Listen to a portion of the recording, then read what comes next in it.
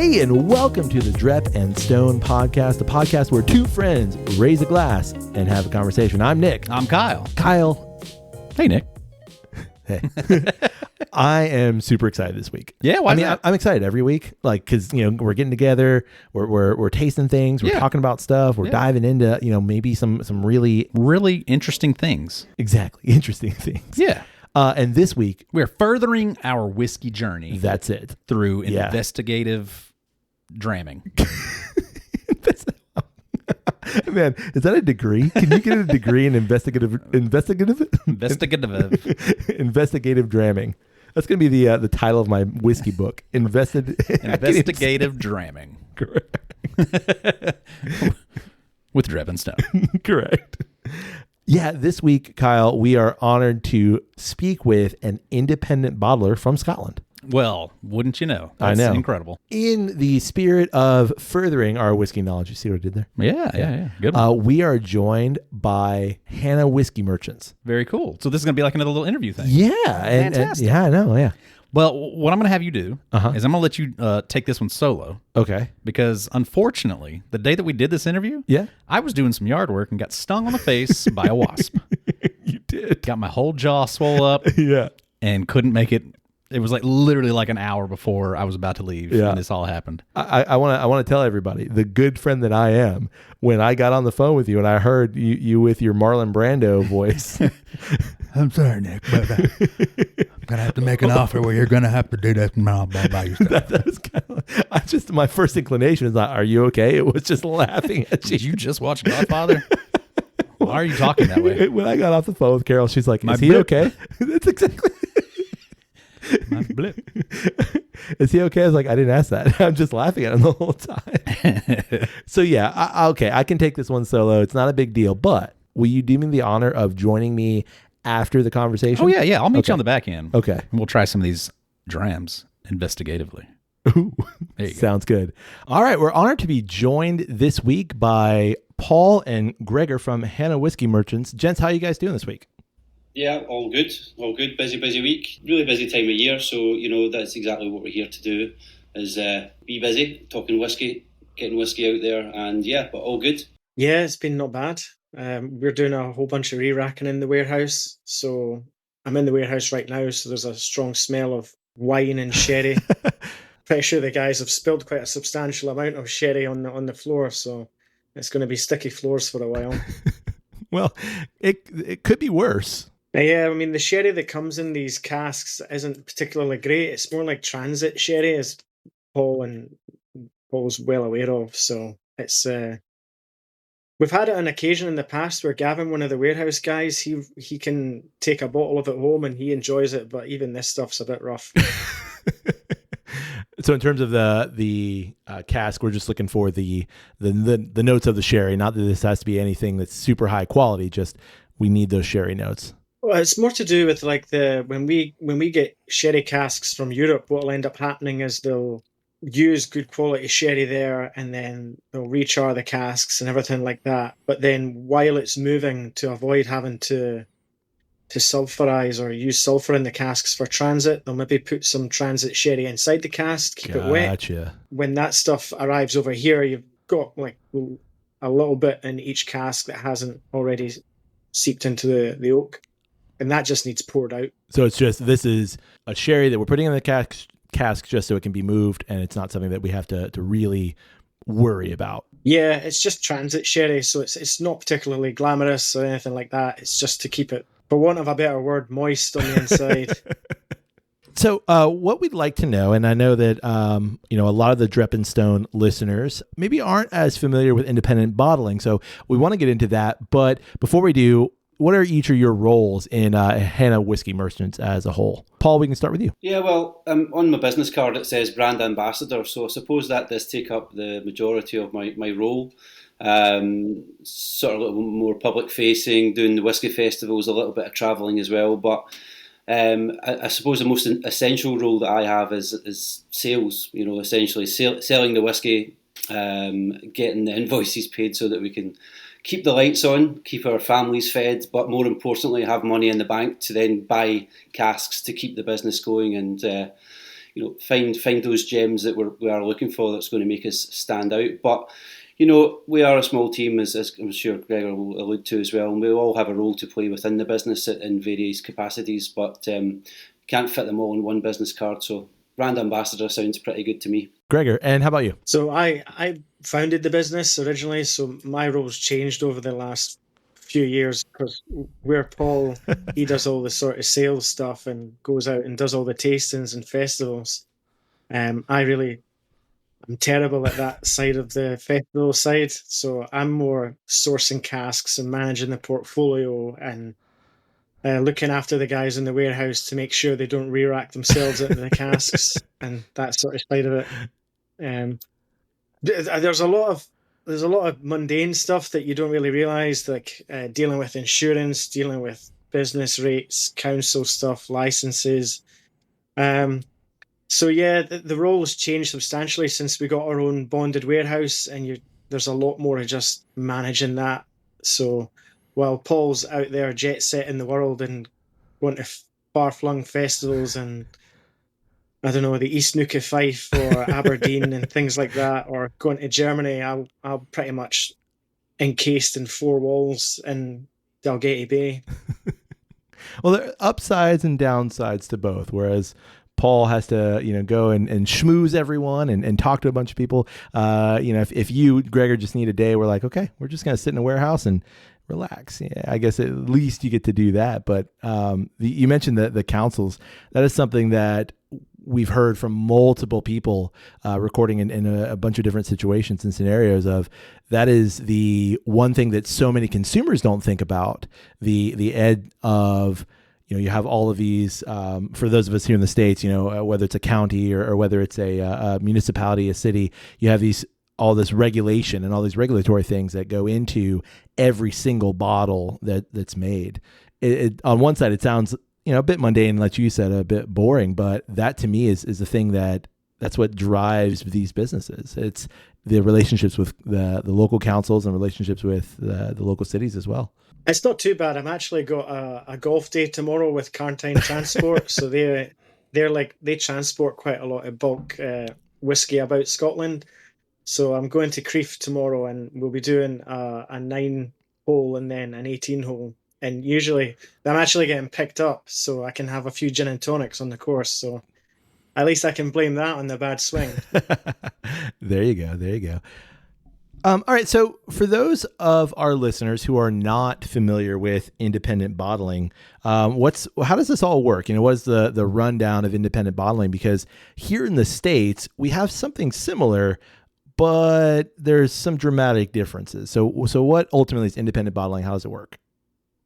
Independent bottling is essentially a company that's set up where we acquire casks from lots of different distilleries in Scotland, and then we'll bottle them under our own brand. So we don't own a distillery, but we do own our own bottling hall. We do own our own warehouse, and we are in control of the casks, so we can either finish them, reduce the strength, or we can bottle them whenever we choose.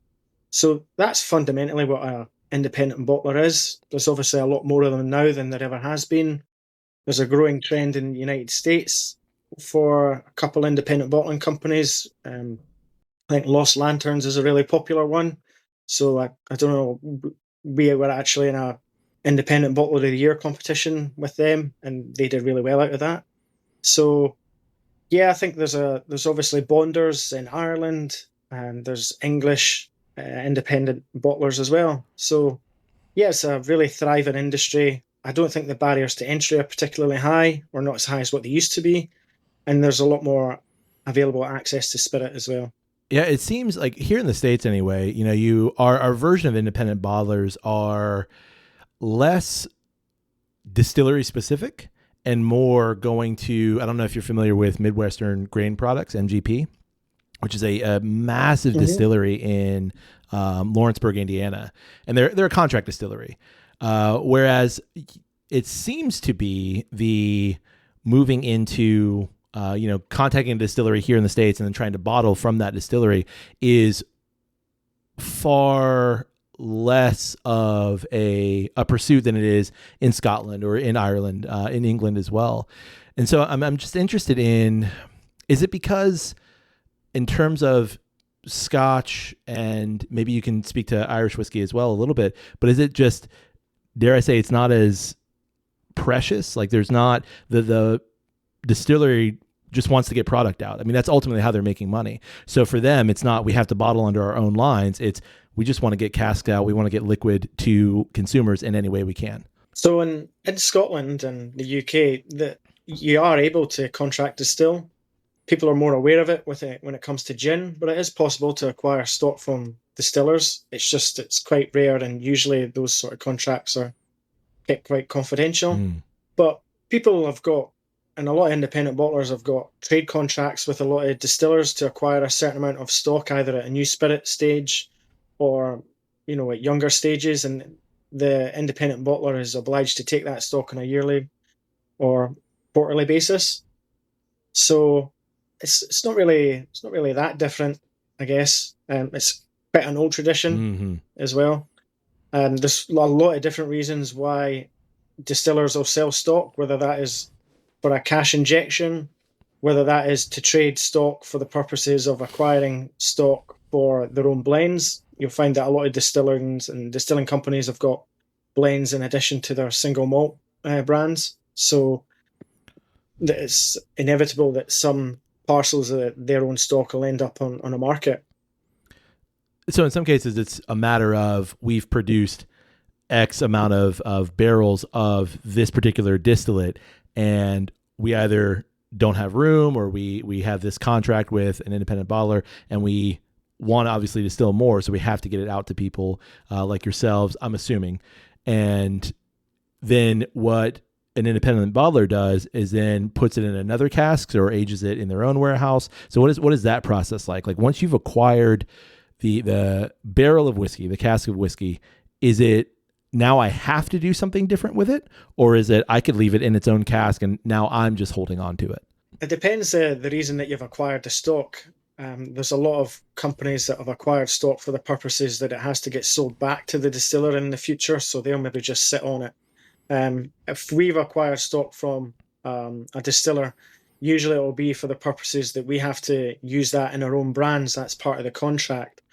So in order to increase the value of that stock, or to add value to the stock, which is probably a better description, we'll maybe re-rack that, because a lot of the stock, when it comes from the distiller, this has maybe been earmarked for blending. Right. It doesn't fit a recipe, or they're looking to get rid of stock which they no longer require for whatever reason. Maybe they've had it set aside for a blend that no longer gets sold in a specific market, and they'll just want to liquidate that asset. Or like you've alluded to before, there's maybe a surplus and they're wanting to just capitalize on that.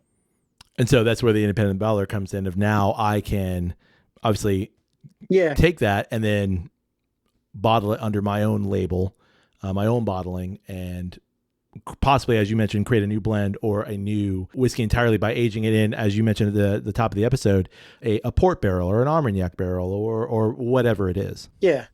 Generally, there'll be quite a lot of re-racking in independent bottling, but that's not to say it's the only thing that happens. Right. When we do our releases, we try and create a broad spectrum of single cask releases when we do our quarterly outruns. So that means that we'll maybe have a cask or two which has been finished or re-racked a number of years ago, and we'll also have bourbon barrels or refill hogsheads which have just been fully matured in that, and that gives you a really good idea of the distillate character. Right.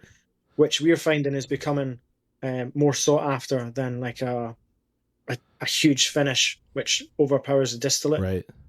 I think what makes me so interested in independent bottlers as a whole is the role that independent bottlers play within this just massive whiskey and spirits industry. Whether it's, again, experimentation with other re-racks, or, we're taking these casks, we're aging them in order to help someone else. So what do you guys see, kind of in that same vein of what we were discussing, the role of the independent bottler in terms of this just massive spirits and whiskey industry as a whole? mean, we're independent bottling is a tiny niche within an industry, so tends to be that when I first got a deal sorted with one of the larger distillers, the reason they were inclined to sell stock to myself was because independent bottling increases the category. So what that's to mean is that if they're doing like a standard, I don't know, Kalila or something like that, or a Lagavulin or anything Dalyuan, the benefit that they have of releasing multiple versions of those casks to multiple independent bottlers is all those independents will do different things and they'll sell them in different markets, and it will generally just increase that sort of the single malts awareness, really. Can I jump in as well? I think Gregor's really covered that well in terms of the modern role of independent bottlers, but I think I'm certainly always keen to remind people that independent bottlers were the foundation of the whisky industry as to what it is today. You know, even Johnny Walker, which is the biggest selling Scotch whisky in the world, at one point was an independent bottler, a grocer, you know, buying casks from distillers who were farmers. Farmers made beer, they made whisky in the winter, and they had no interest in selling it. And it's really just, you know, the 60s, the 70s, when distillers turned around and said, hang on a minute, we'll start bottling and selling this ourselves. Now, obviously oversimplifying that there, but essentially that's where it came, because before that you had bars, shops, grocers, like I mentioned, going to distilleries, buying their whisky and taking it back to their place and putting their name on it. And that's essentially what we are still doing today. But as Gregor mentioned, we have to find a different way of doing that, because with all the best will in the world and the deepest pockets you can have, you can't just drive up to a distillery these days and fill your van with whatever casks they've got available. It's a bit different. They tend to frown on that. Days, but I still think we fly the flag for the purist. That's our role. The whiskey geek, the whiskey enthusiast, and not that there's never going to not be a place for Johnny Walker Red Label or Glenfiddich 12-year-old. Absolutely require them. The success of those whiskies is what allows us to do our thing. What we at now, Gregor? Close to 150 malt distilleries in Scotland now. So if it wasn't for the success of these blends, we would not have the variety, and it's variety that we live and die by. We could not do our thing without the variety of distillates, different styles to work with. Because if there only was a handful of distilleries, then there wouldn't even be independent bottling out there. So it gives us the freedom to do that as well these days. And as we've mentioned before about the initiative, the license to be creative with the casks, with the port casks, the sherry casks, or just those decisions that define the rest of the journey of that whiskey is what we can take ownership of. Can't take the blame for how bad the spirit is distilled, but we can certainly take the credit for how it's finished. So here in the States, if you are a company that you're contracting or you're buying casks from other places, you have to disclose in some way. And in most places, it's minimal. It's just like here, it was distilled in this location. Is there any sort of regulations in Scotland where you have to disclose this particular original distillate is from this distillery, or is it now that we own the cask, we own the liquid, we can label it as something else? I mean, ultimately, I think it boils down to the paperwork that comes with the cask, because it's not quite as black and white as what you mentioned. I think it would be nice if it was a little bit more black and white, but I'm sure. For example, we can put the name of the distillery on the bottle for the vast majority of the casks we own, but there is a handful of distilleries where, for whatever reason, they want to protect their own brand or their own name. So therefore we can't name that. But it all comes down to where you're sourcing the cask from as well. But I don't know if Gregor wants to open this can of worms, the provenance and all that we're talking about just now, that might come in with the new potential new regulations that might change things a little bit. So no. Yeah, how much trouble do you want to get in? There's quite a lot happening at the moment within the SWA and the EU, and there's a whole thing happening with regards to naming where a cask comes from. At the moment, it's we can name and put the name of where the spirit's from. But I mean, we just did a cask there, which was we called it an Orkney malt, and that was part of the requirement. We couldn't name what distillery it was from, but there's only 2 distilleries on Orkney, so no, I just don't want to bore people. To be honest, that side of it, I find, because there's a lot of legislation when it comes to that, and we could go on for hours about teaspooning whiskey, and then people just not having to use certain names or avoiding certain brands. I just feel like a lot of people are just listen to that and be like, they'll start going cross-eyed.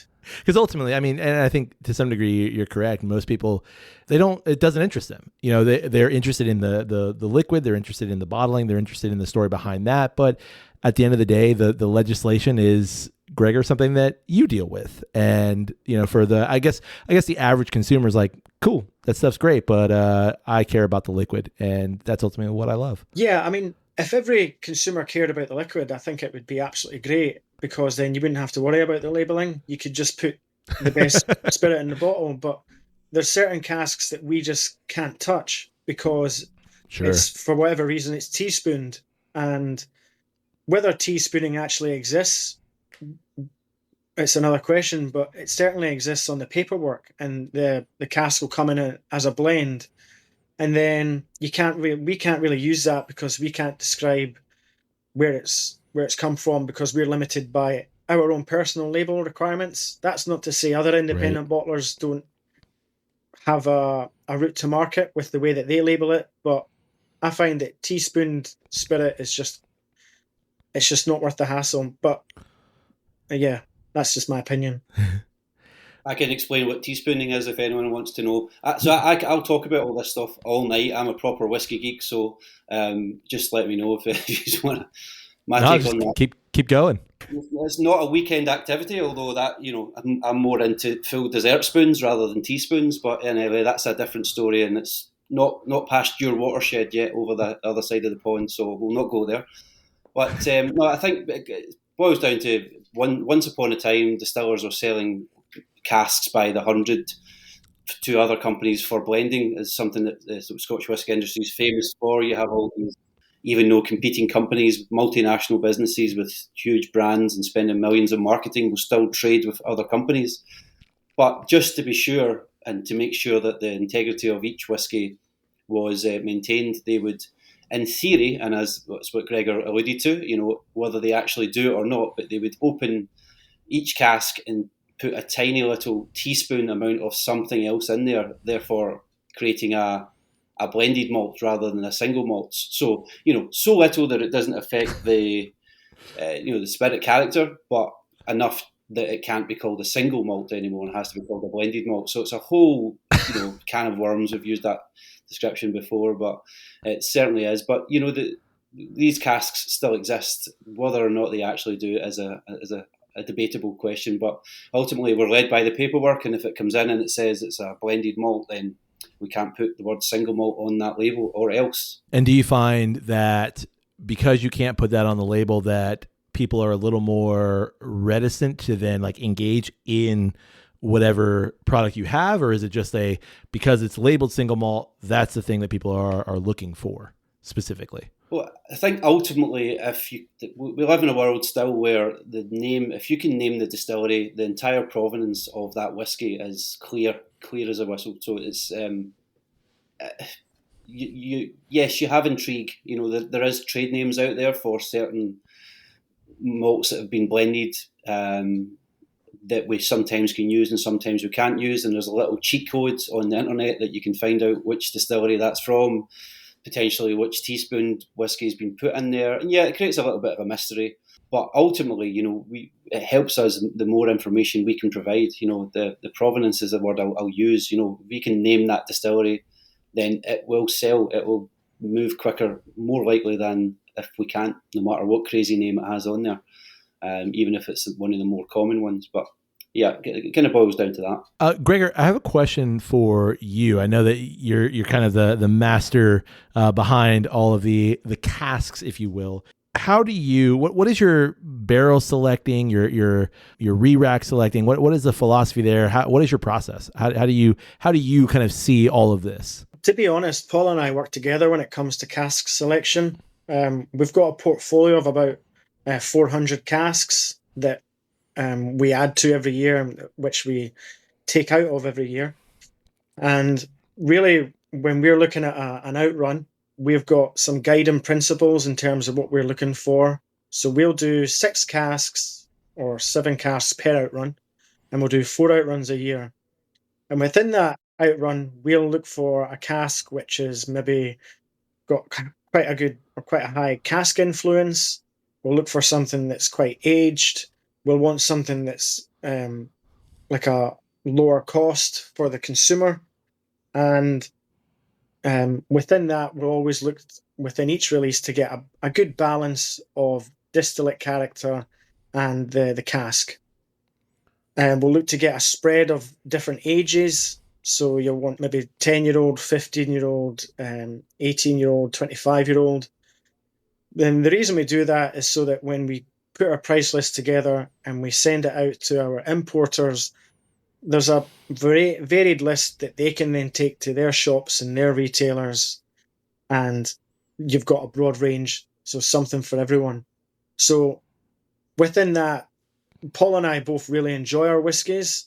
Paul's probably got his favourites and I've got mine, but generally we can understand what's good quality spirit, and ultimately that's what we look for, is a good balance and good quality spirit. A lot of the selections that we do, bearing in mind, we're not producing Johnny Walker Black Label. It's not the same thing every single time.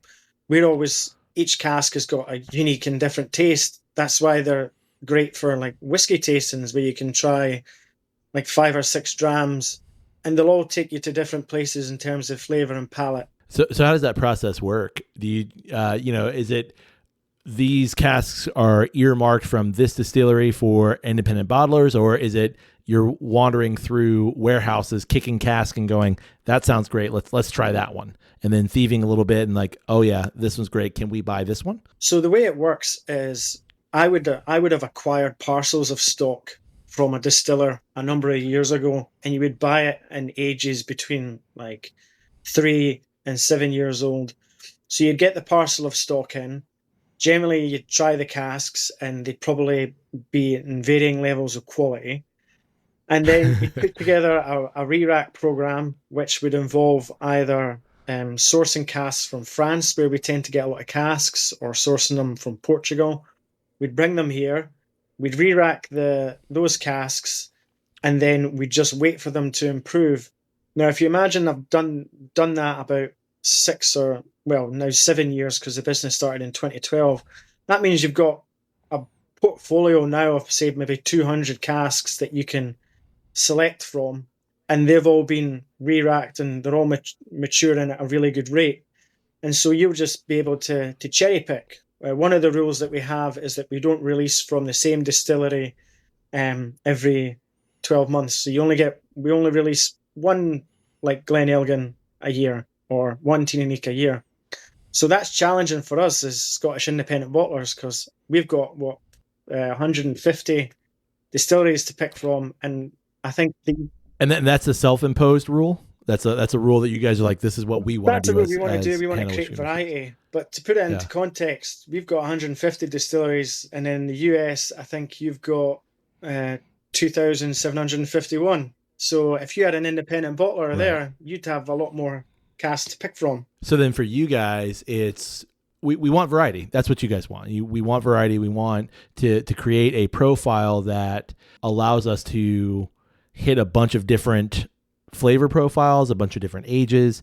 And to me, that's really interesting, because it also kind of aligns with what we see more here in the States of also experimentation. I think that bourbon, specifically American whiskey, and even more specifically bourbon, is so rigid in that it must be this. And I know that there are, a lot of rulings and laws and legalese surrounding Scotch as well, but it seems that Scotch is far more willing to broaden that perspective of, here is a 15-year, whatever. And now what we're going to do is we're going to take this and we're going to put it and re-rack it into an Armagnac cask for another year.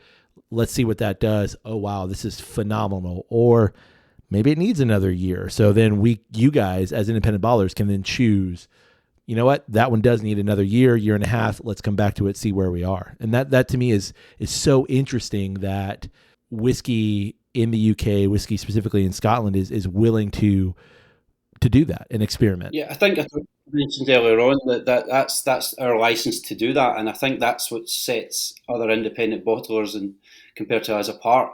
We can't control that distillation process, but if Gregor was buying casks, 7-8 years ago, it's the decisions that he made and we now make together that kind of define the rest of the journey of that whiskey and essentially define us as an independent bottler. Because as you mentioned, we could put that 15-year-old, Glen whatever into an Armagnac cask, but another independent bottler might also taste that same cask but say, oh no, we think this should go into sherry, and so therefore that's those decisions. Right. But it's not just obviously that secondary cask that you're looking to decide on, it's how long it's in there, how much effect will that contribute to the original flavour, spirit, character of that whiskey.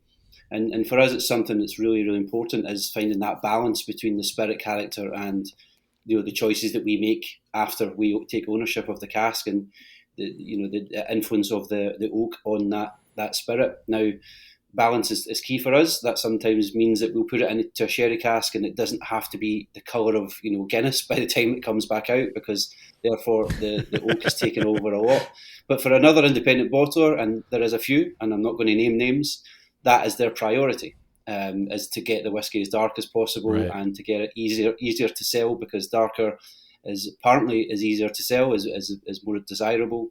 As we mentioned at the beginning, actually, it seemed to be coming back around. There's a few more markets for purists out there, which is fantastic, because that's, I think, lost a little bit these days with the aggressive sherry casks we have. But yeah, so much more to it than just picking a cask. It's a lot of decisions that need to be made, and even the time that you choose to mature that whiskey, whether it be in its original cask, whether it be into a sherry or a port or Armagnac, all these decisions which are crucial to that whiskey and crucial to your reputation as an independent bottler. Yeah, and I think too, Paul, you just mentioned something that I find over and over again, we have these conversations surrounding age, and so many consumers are just obsessed with age. They assume that if this whiskey is 15 years, if this whiskey is 25 years, that automatically makes that product substantially better. And I think something that we've done across the last almost 300 episodes, or I think by the time this releases over 300 episodes, is that age and color does not automatically make the best whiskey. It's so many different nuanced aspects that go into this. That's what makes a great whiskey. And that ultimately, I think in some aspects, is that's where the trust of the independent bottler comes in. The trust of the consumer for the independent bottler is, you've priced this at X amount of dollars or pounds or whatever it is that, the country that you're selling. And I trust that your tastes as the people who are creating these specific bottlings create a great ultimate dram. And that's what I think that, at least from my perspective, the independent bottler, that's the kind of the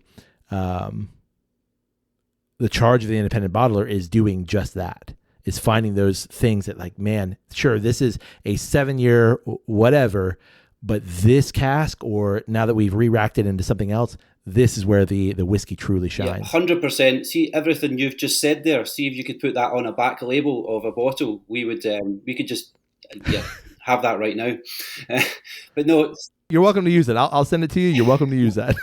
No, absolutely fantastic. I think the point about colour and age, that goes back to a few brands and lots of marketing back in the 70s and the 80s, where they were selling the whiskey but presuming that it's better because it was darker equals older is better, and we still live with that today. It is a fact that it's much easier to sell a whiskey that's 20 years old versus 10 years old. Of course, it's more expensive, but it's not always the case. And again, I'm always going to come back to it. And I do apologise to anyone who's on a tasting with me that I use the word balance so many times, because it's so crucial and so true.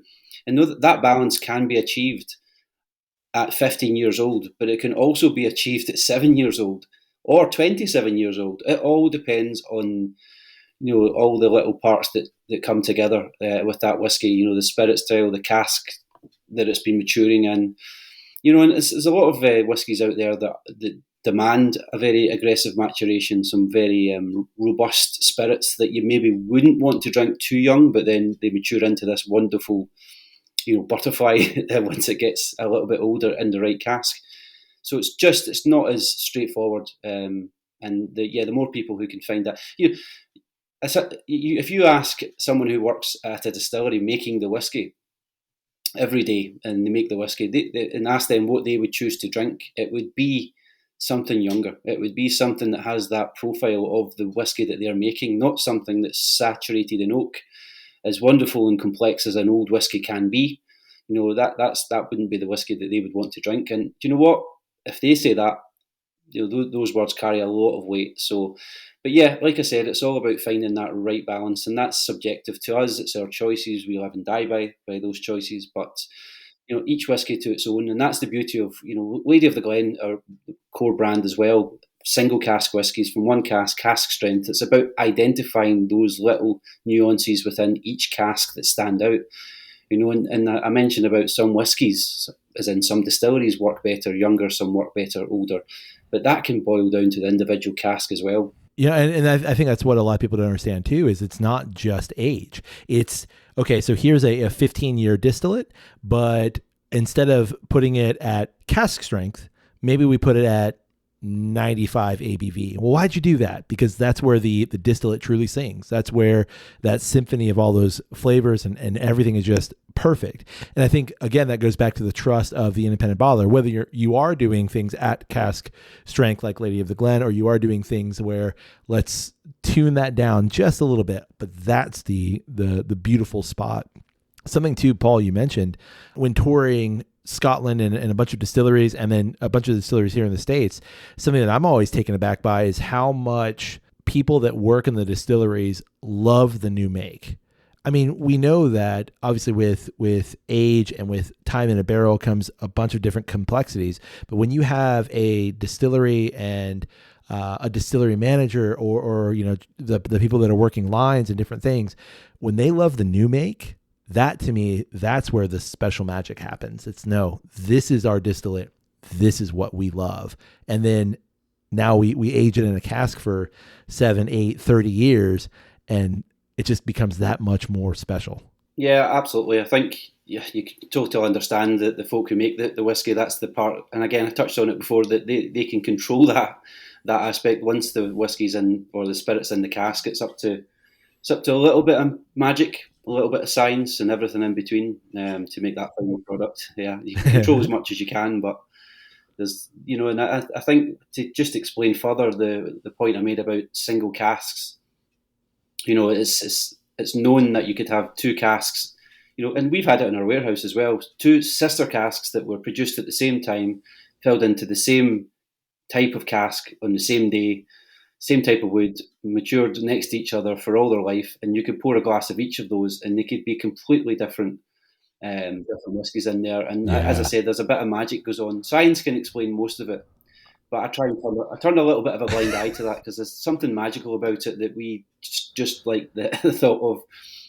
That you can't explain that, but we don't care. We just want to pick the best one out of those two casks. And again, that's our decision to make what one we think's the best and try and capture that moment in the bottle. Let's be honest. The science is one thing, but we'll keep it in magic, because that's such a better story. We saw a video about the St. Bridget's Kirk, the Solera system that you guys have. So can you tell us a little bit about that? So the Solera system is what we use for one of our blends, which is called St. Bridget's Kirk, which is named after a local landmark. It's a separate brand from Lady of the Glen, which is single cask. So St. Bridget's Kirk is a blend, and we've got 3 variants under it. We've got a red label, a blue label, and a tawny label. And the red label is a blend that includes components that are grain and malt. The blue label is just blended malt. And the tawny label is the Solera system.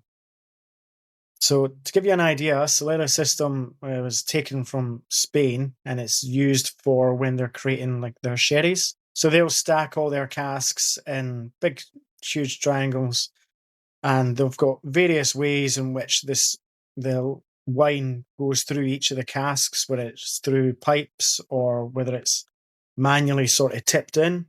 But the whole purpose of it is to create a consistent product. So you find that it's really popular with certain sherry houses, and they'll have Solera systems that are decades old. And you'll also find that a lot of Scottish whisky companies, especially big distillers, will pay a lot of money for these old Solera systems because they can use these casks that have contained sherry in them for like decades. So there's lots of flavour in that. So what we created in our warehouse was a 3-cask Solera system, and the casks are connected by copper pipes. So originally when I had the idea to do this Solera system, I contacted a local cooperage and advised them what I wanted to do. And I kind of thought that they would send me this pyramid of casks and it'd be done. But what they actually did is they just sent me 3 casks. And so I had to get the guys in the warehouse, Alex and Gavin, but it was mainly Alex with this. They used like a drill bit and drilled a hole in the casks, and then they created they filled it in with copper pipes. So what happens is we've got 3 casks that are in a pyramid. Each cask is about 120 litres capacity, and we bottle about 100 or so bottles from the system, and then we tip in the blend or our homemade blend into the top cask, and then we wait 6 months, and then we draw again from the bottom right-hand cask. So the original blend that goes into the system is a result of years of re-racking. And what would happen is that every time you re-rack a standard cask of 200, which is about 250 litres, into a wine barrique, which is maybe 200, you'd have leftover spirit. So whenever I would do a re-racking, I'd just take all the leftover spirits and just stick them in a hogshead. So this was really, we had quite a few of these hogsheads that contained this blend, and we brought it into the warehouse to sample it, and we tried it, and it was really rough. Like, because it was going into really knackered hogsheads, because it was just pretty tired oak. It was oxidizing really well, and it was maturing in that sense well, but the oak wasn't giving it any sort of flavor. The actual spirit had married together well, but yeah, there was no oak character. So it felt like, well, a Solera system would be a really innovative and interesting way to create a sort of consistent product. I mean, it's really variable batch to batch. Each batch seems to get better than the last because each batch is spending longer in the system. And yeah, it goes in and it's pretty clear. There's not a lot of color in it, and then it comes out, and yeah, it's a tawny color. So yeah, there's obviously a lot of wood impact. That's so cool. So then each run you do of it is then just going to add to the complexity as it keeps going. 100%. So what adds to it is that the actual construction of the system is that the top cask that all the spirit goes into first is a Fino sherry. So that has a bit of a lighter brine quality to it, and then the spirit passes through 2 Oloroso sherries. So then you're getting the classic rich fruitcake. You're getting a double whammy of that before it gets bottled. That's so cool. And I wish that more, at least here in the States, more people, and I know that people are doing something similar, but more people would do that. More distilleries would just, let's see what we can do. I mean, like you said, it could be initially something that's a little bit of a rough go, but as we do this more and more, it's going to be, we're going to get some interesting things out of this. Yeah, I think the initial batches for it were, it's surprising because obviously the initial batches are still really strong because the casks themselves are really fresh. So the initial runs, you're getting a lot of sherry influence, but then the later batches, you're getting an equally good spirit, but it's a bit better because the spirit has had a bit more time to marry. It's had a bit more, just a gradual maturation. An important point to note, though, is that there's no age statement, because as soon as the spirit goes into the Solera system, because there's an element of copper in the system, technically there's no further aging. So the spirit will only be as old as what it was when it was in the original blend cask, which is about 7 or 6 years old. Yeah, I think the powers that be, the Scotch Whisky Association, were nervous to say the least when we presented the idea of this, and quite rightly so, because it does fling up a lot of red flags in terms of what they want to look for or not look for. Gregor mentioned the copper pipes, so anything that protrudes or intervenes into the cask other than just the oak that it's made from itself is a big no-no. And also, I think the thing that made them very nervous was the idea of us topping it up, so adding whiskey in there, and the age statement wouldn't have worked because we're topping up, but also we're sort of bastardizing the maturation, if you like, by having the copper pipes in there and flushing it through.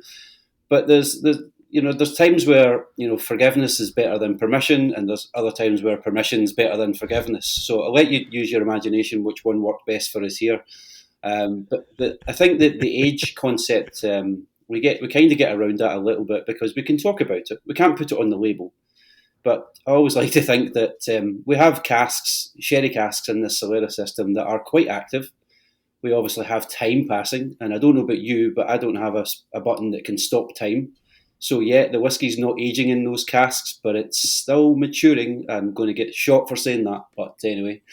It's not like this goes out to the rest of the world or anything, so it's fine. But I mean, let's be honest. Anyone who spent any time around whiskey at all, once you start kind of delving into that, like, wait, this was in a such and such cask, and then it was aged another 3 maybe years in another cask. So it went from 10 years to 13 years, but on the bottle, they're calling it 10.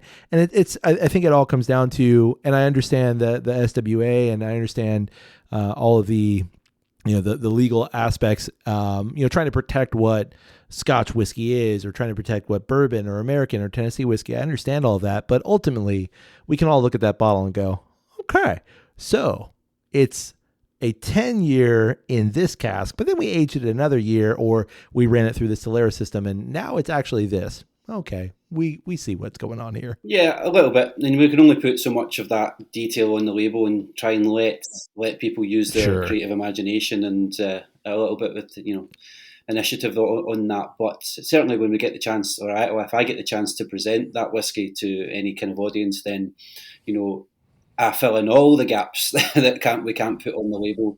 And yeah, there is a little bit to be left to the imagination. And the whole idea of creating the batch process was that, and Gregor might have said already, but we had at least 7 hogsheads worth of this identical blended malt, which was, not bad. It was certainly a good base to do something interesting with, but far too much of the same liquid for a small independent bottler like ourselves. So the Solera system, I can't actually even remember what my reaction was when I came in the day that Gregor mentioned that he'd bought a Solera system from the cooperage, and that we were going to put this blend in there. I don't think it would have been a very positive reaction, but you know what? I'm a humble guy, because the final product that we are now seeing coming out of that little spigot tap at the bottom right is absolutely fantastic. And it's so, I mentioned before, I'm a whiskey geek before it's my job, and it enhances my job and what I can do within the job. But it's little moments like this that remind me exactly why I'm in this industry and why I enjoy working with an independent bottler, because we can do these things, creative license. Here we have, something that we've made, something pretty ordinary that we've made very special, and I get to share that with people. We get to share that with people, and show that what can be done within the rules. bending the rules, to create something that's a bit of fun. So yeah, if anyone's got hold of any of the batches, I do encourage you to go out and try any other batches you can find, just to see the difference that this is making. And you can take my word for it; it really is changing every 6 months that we bottle. And we actually had a little taste of what will be batch 5 just a couple of months ago there, and it's really knocking it out of the park now. Almost to the point where we slightly regret bottling batch 1, 2, 3, and 4 as soon as we did. But it's the whole idea that the whiskey's flowing through this Solera, and the magic with the Solera is that there's always a little bit of the previous liquid left in the cask before.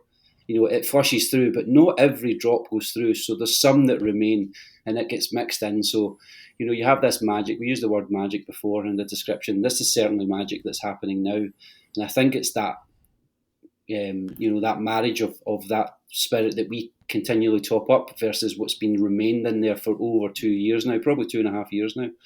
And it's that's coming through and working magic. So yeah, keep an eye out for the future batches. There's not too many left. I think we're already halfway through it. So yeah, I think, Paul, for us, when we talk to listeners, when we talk, we get independent bottlings in, like the ones that we've tasted in this episode.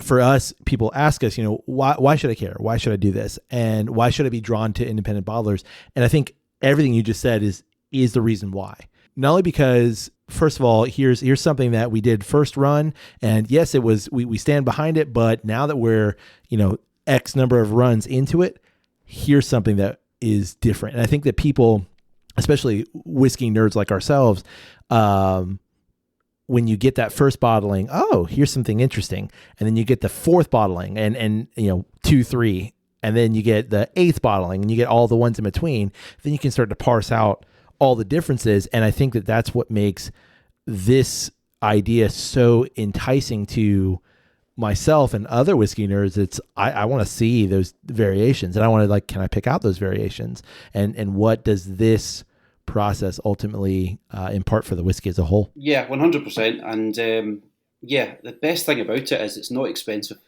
Exactly. We created this product. We wanted people to follow the batches, but we literally had these casks of what were remnants, so we made the most of it, and we tried to get the whiskey out there at such an achievable price, and so that people can follow it.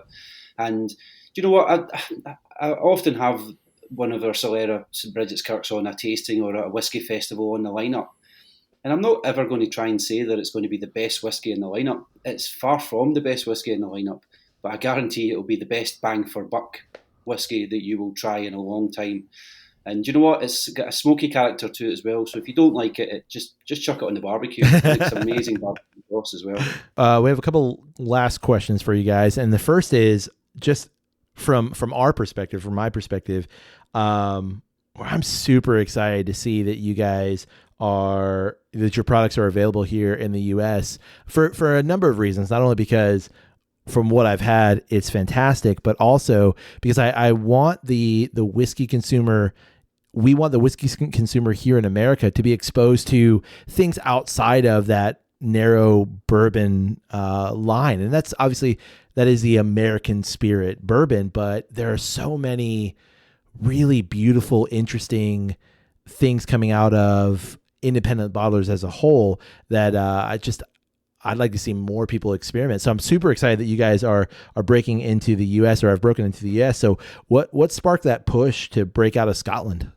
We've actually been in the US market for a number of years now, in and out. It seems to be we'd take a hiatus and then we get back in. We're working with an importer now called Saks Dynamics, and they're working really hard to get us in a lot more shops. But as a small business in Scotland, and particularly in the Scotch whisky industry, we're always looking to export our product abroad. That's how we grow. The UK market's it's really competitive, but it's also, to an extent, it's really really full. And as a Scotch product, you need to be looking to other countries. And the US has always been an important market for Scotch, as you'll be aware. It's destined to be even more important in the number of years. It's already got a palate for distilled spirit. It's English speaking in the majority of the time. So I think it's natural that we'd want to be in the US. I know Paul's really keen to come over and do tastings at some point. So the more we grow, probably the more that Paul can come over and, I can get some peace here and actually get some stuff done without Paul having to take cask samples every couple of days from the same casks. Only the good casks. Paul, in that respect, you're welcome to come over and meet with us anytime you'd like. And especially if Gregor's paying for the flight, you're welcome to come over. That's the conversation. Yeah, absolutely. No, I mean it's a chicken and egg, I suppose, isn't it? It's about finding the market and then finding the justification to come over. Yeah, it's just finding that right balance. But yeah, absolutely would love to come over. Meet you guys in person, put a kind of a face to the name of the business as well as myself, and just spread the word. Our importers, our distributors around the world do a fantastic job.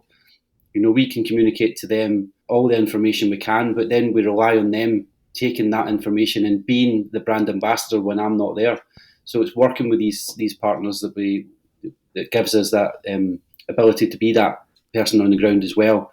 And so that's important to us. But yeah, you can't beat getting out on foot on the ground as well. So hopefully soon. That would be very nice.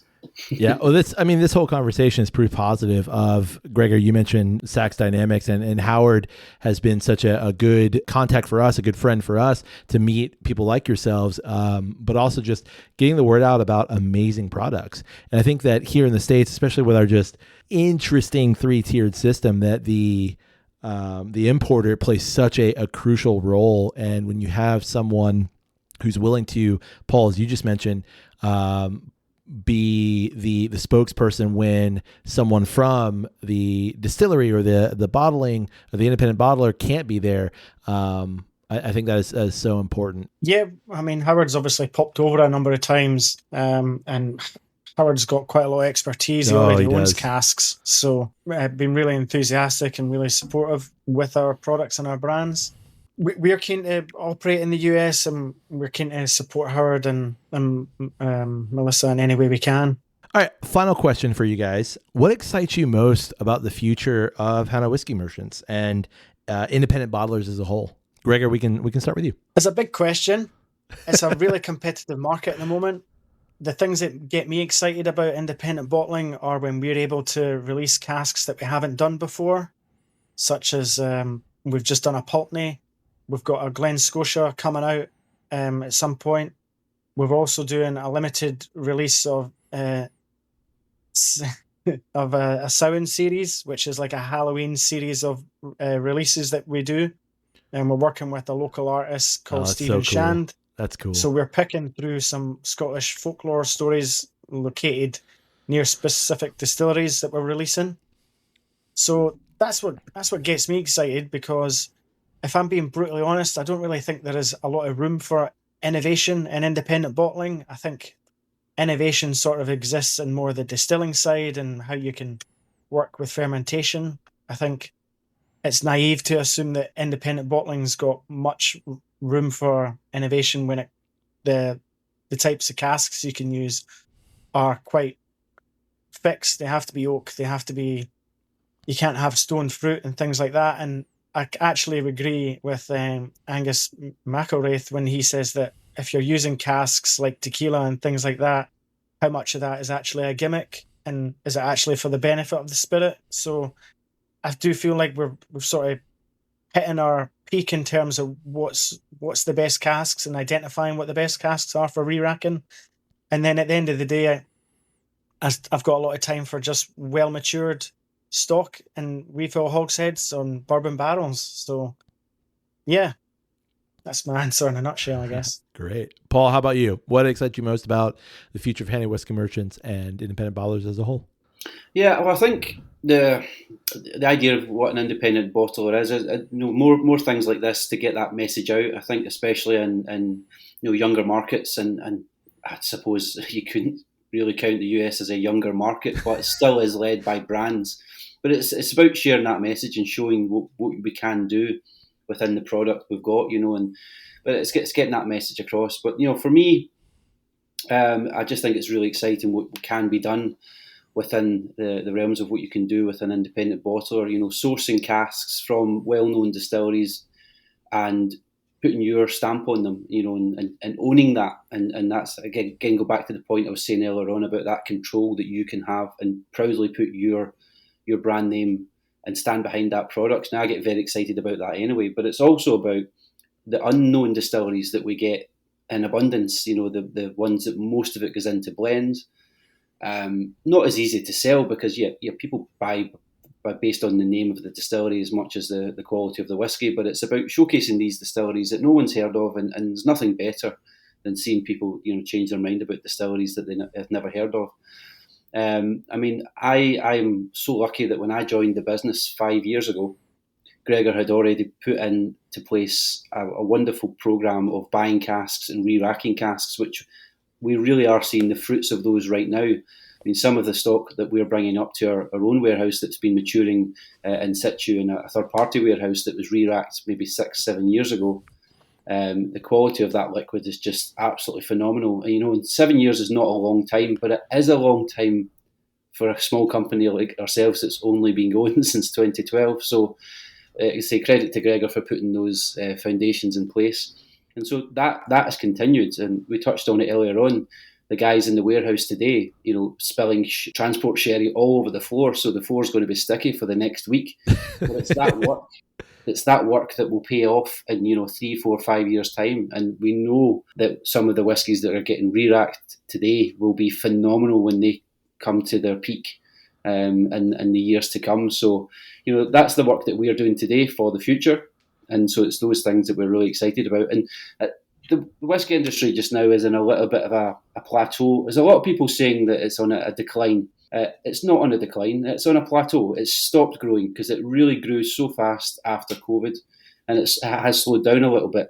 But what that's meant for independent bottlers is we are just about starting to see the door open a little bit for better availability of casks from well-known distilleries, but some distilleries that we haven't seen so often in the past. We mentioned before we had just bottled our very first ever cask from Pulteney in the latest release, which is really exciting. Again, the whiskey nerd, the whiskey geek in me loves the idea of that, and of course Gregor, his business, his baby, getting to tick off another distillery off of the list of ones we haven't bottled before.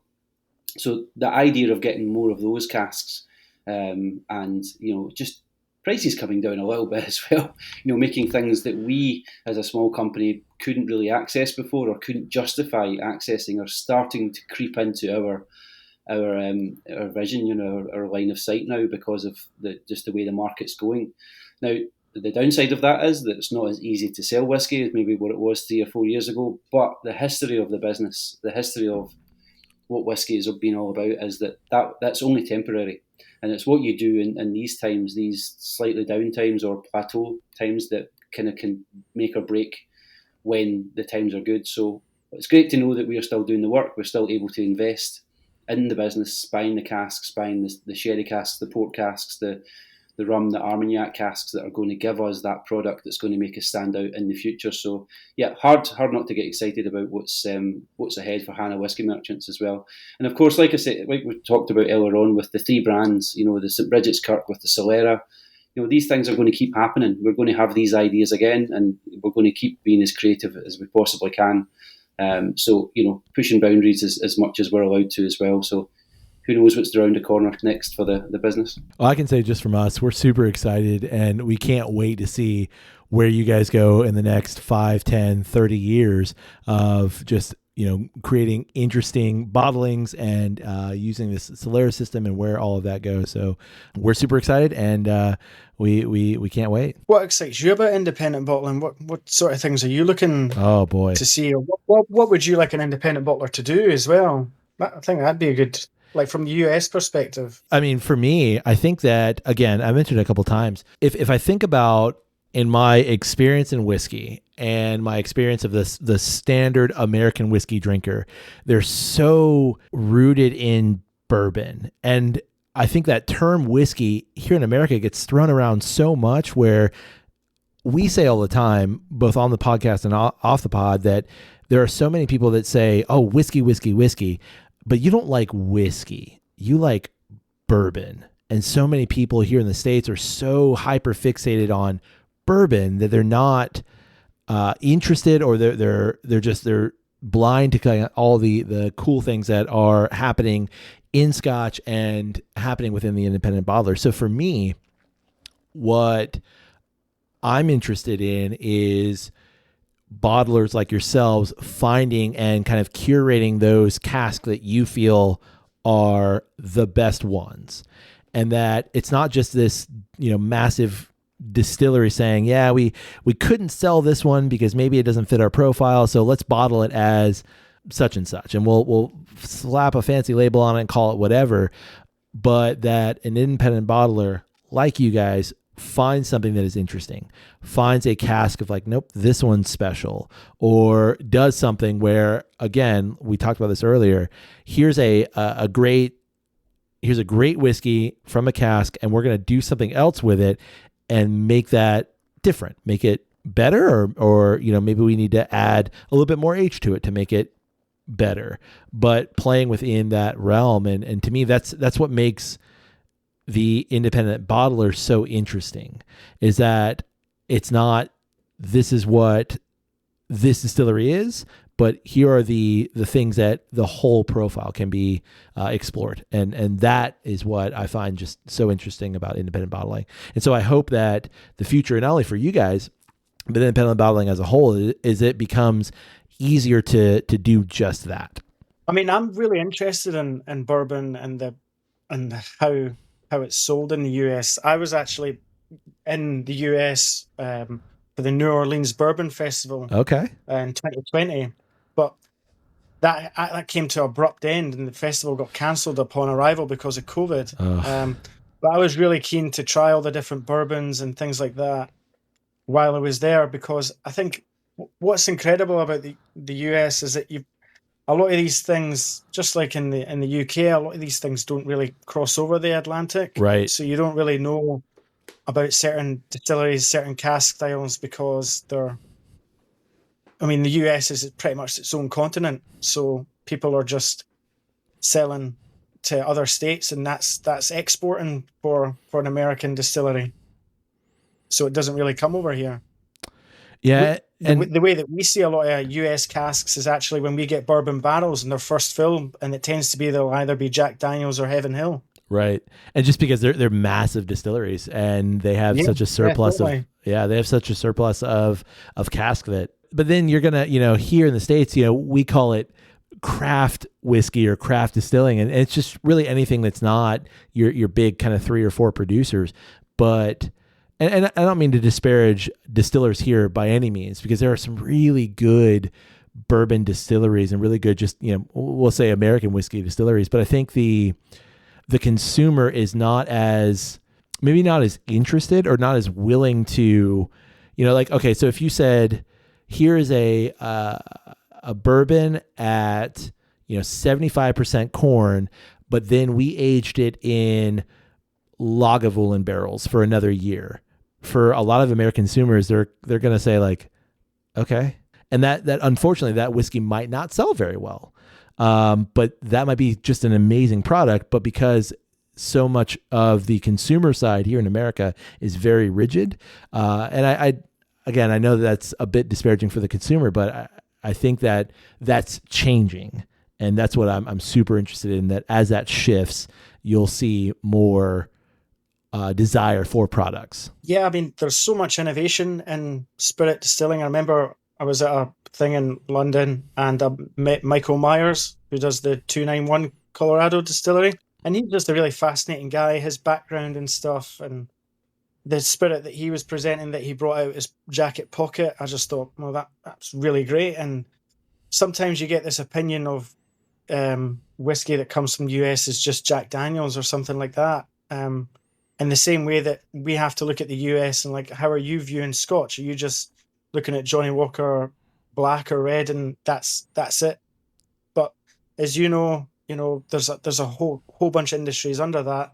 And independent bottling is this tiny niche of the single malt market, which again is tiny compared to the blend market. Right. I'm hopeful that you'll see from your end the changes over the next 5 or so years of the American whiskey market wanting more bespoke or more provenance to the whiskey versus, there's so much product here in terms of Tennessee whiskey or bourbon that people are, and I think, Paul, you mentioned this, like, I don't think it's a bubble that's burst. I think it's a plateau only because people are not yet aware that other things exist. And when that awareness comes in, and we see this with trends changing from, gin had a boom, vodka had a boom, whiskey's having a boom, and it is maybe tapering off. But, we see those changes and shifts in tastes. And I hope that here in America, at least, as the whiskey consumer becomes more interested in other things, that you'll see that pay off. Yeah, I mean, yeah, I just think there's so many places you could go with Scotch. Oh, yeah. In terms of the flavors and stuff. So, and fortunately, Scotch has got really a deep portfolio of aged stock. So that's really beneficial to the industry. Exactly. And I'm sure the US tends to be a lot younger when it gets released. So as the industry itself in the US matures, I think the quality of spirit is going to increase substantially as well. Yeah. And when they start using refill casks, although it's going to make the price of Scotch increase, it's going to be really interesting to see what that's going to do to bourbons and all the different sour mashes and all those different styles of whiskey, and how they're going to react to further oxidation in time. Yeah, it's interesting. Here in the States, when you say, a 7-year bourbon, that's a pretty old bourbon. I mean, obviously we have bourbons that are into the 20s, but in Scotch, a 7-year Scotch is a very young Scotch still in the kind of the grand pantheon of things. I mean, there are easily Scotches that are, pushing 30, 40, 50, 60 years. And I recognize those are more rare, but still, yeah, definitely. And I think, again, it goes back to, is age a marker of quality? In some cases, sure. But in other cases, it's all about that, ultimately what that distillate has done within that barrel and how that presents itself. I mean, without getting too much into the technicalities, we've used virgin oak, which is predominantly what's used for a lot of bourbons. And I tend to find that they apply too much of a finish and gingery quality to it. So, and also it masks a lot of undesirable traits because the cask is so strong. So we've done a couple of virgin oak finishes, which have maybe been a 3-month or 6-month finish in virgin oak for a 10-year-old spirit. And it really fundamentally changes the spirit to such a point where it's maybe not that great. So I think it'd be interesting to see what it does when the US industry is not having to use virgin oak or first fill casks, and see if the spirit quality is being hidden, but more to see, well, what can we see when we open the hood a little bit more and get more of these congeners and see what reactions we can get. Yeah, what is that development, and how does that reshape the ultimate spirit as a whole?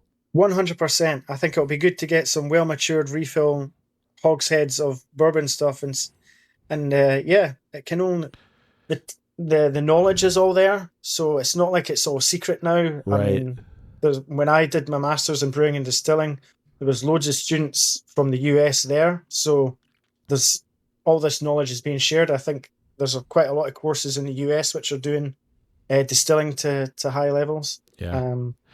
Well, and I think to that point too, like you see, obviously Scotland, Ireland, and other parts, Taiwan, Australia, get a lot of used casks, barrels from here in the States, just because we make so much.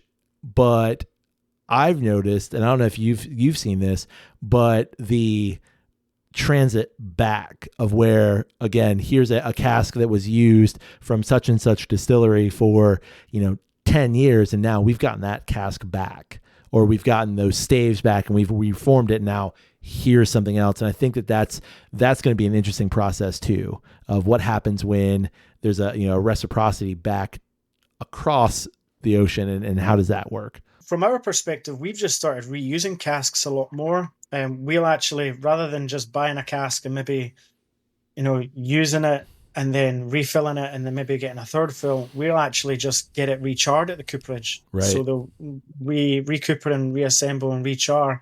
And so it's just removing a layer of the inside of the oak. So you're getting a lot more for your money, and it's better than these casks just being used for flower pots, because there's a hell of a lot more vanillins and sugars in them. So I'm not really sure about casks going back to the US, but I imagine, you've got like Beam and all these companies who have got a really closed circle in terms of where all their casks are going. So it wouldn't surprise me if they come out of Jack Daniels, go into Scotch, and then they get deconstructed and then sent back to the US. Because, you need to look after the assets. Sorry, I feel like I could bore the back hitting legs off a donkey, but yeah, I could go on about I've got a lot of respect for bourbon, and I'm excited to see what reusing casks is going to do for the industry.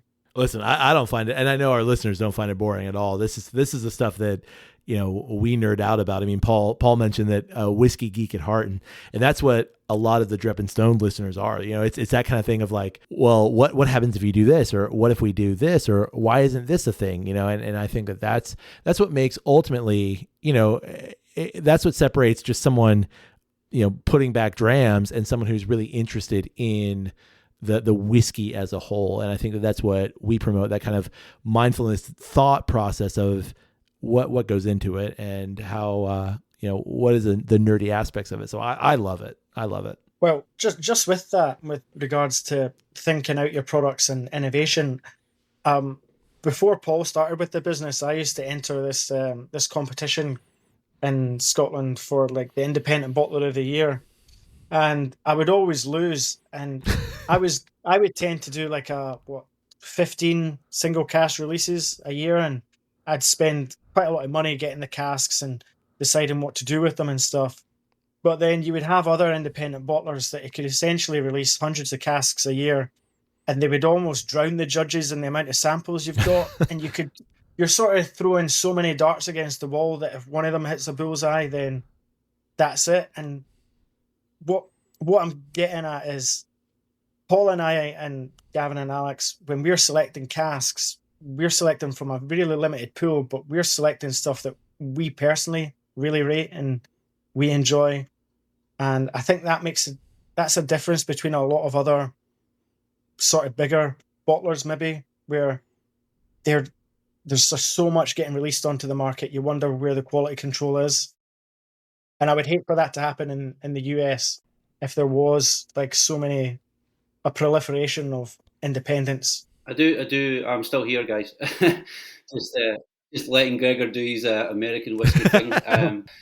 No, just on that point of what Gregor mentioned, we as a business are very small, and as much as we would, I'm sure Gregor would agree, love to grow, and have Ferraris as company cars and things like that. We're at just such a great little point right now where we don't have the pressure that the bigger companies, the bigger independent bottlers have to just tick boxes to get liquid into market, into glass.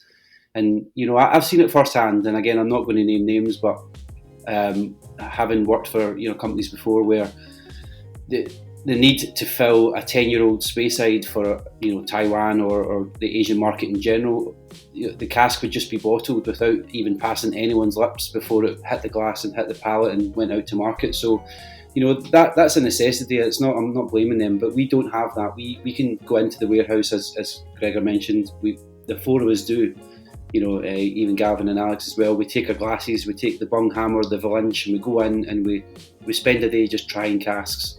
And most of them we say, not yet, not today, but maybe in 6 months, maybe in a year. But that's what we do, and most get rejected at the end of the day, and we can be that selective, and it's a nice place to be. It's a nice place to be that selective right now, and long may it continue within the best frame that we can have, because it keeps the quality high, and there's never been a point where we've bottled anything for the sake of it, and that we've ever looked back on and thought, maybe we'd, with this head on now, we would have made a different decision. So we'll see. Well, hopefully that can continue, but we can still have our Ferraris as well at the same time. Absolutely. Well, Paul and Gregor, thank you so much for coming to talk with us, and we wish you the best, and we can't wait to see what happens for you guys in the future. Yeah, likewise. It's been a pleasure being able to share our stories, share the vision that we have, and hopefully you'll find our products out in the market soon. Thanks very much for having us on.